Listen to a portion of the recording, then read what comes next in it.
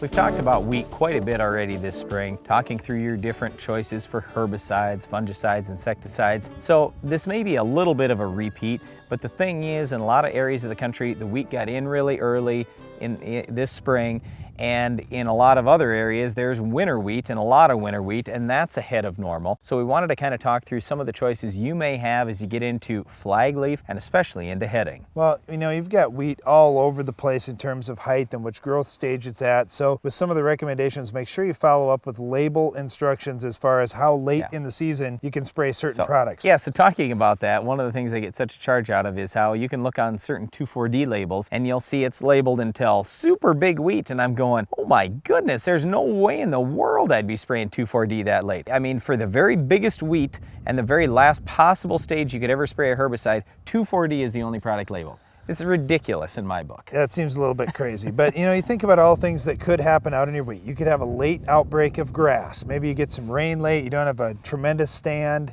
and a little bit of grass pops through. Grass can be a big weed problem, obviously. You could have a late broadleaf flush. You could have some insects that could be coming out there, or, you know, more commonly we're seeing disease issues. If we have a great canopy, we don't have a lot of weed escapes, but we are seeing some disease pop up here and there. Yeah, so if you go to agphd.com and our reference page, we do have some information as far as when the last labeled stage is. But again, we encourage you, check the actual label because last minute changes can always happen. Anyway, if you've got some of these problems, just as a general statement, I will tell you, once you've reached flag leaf, you're pretty much done. There's not a whole lot you can do, not a whole lot you really want to do after that point. I don't want to go in and spray. I don't want to knock any wheat down. I just don't want to do that once we get to flag leaf. As far as the weed control portion, that gets really tough that late in the season. However, insects and diseases are a little bit different. Those we can still stop. Well, with insects, typically we're spraying pyrethroid insecticides, things like Silencer and Warrior, those kind of products. They're pretty much able to be tank mixed with, you know, any of the products you're spraying. So say you're going to spray a fungicide out there and you say, you know, but I do see some bugs, I'd kind of like to take care of that. You can mix most fungicides with the pyrethroid insecticides. Yeah, there's really no stage. You could spray insecticide at any stage of growth in wheat. It's not going to hurt the wheat at all. The only question is there going to be residue left in that wheat at the end of the season? So that's why they've got a pre-harvest interval. So just check the label. In a lot of cases, it's 30 days to 45 days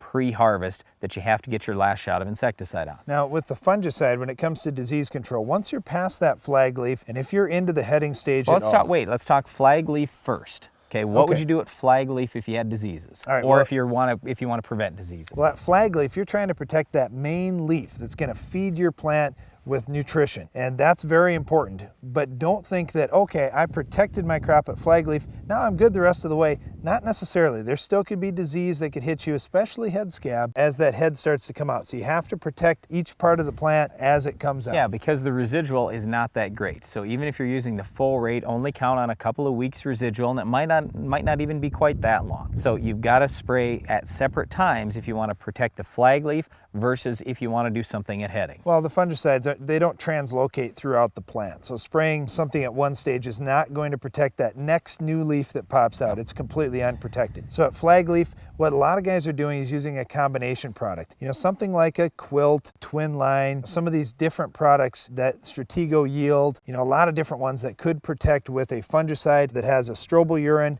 and a triazole, so you kind of got two different modes of action. Then we'll save that straight triazole product like a Presaro that has 2 triazoles in it, or a Caramba. We'll save that for a head scab prevention treatment. Once that head is starting to flower and you're at about 15% flowering or so, that's when we would spray for head scab protection. Darren mentioned Stratego yield there. In a lot of areas that's not labeled in wheat, so just check the label on that particular one.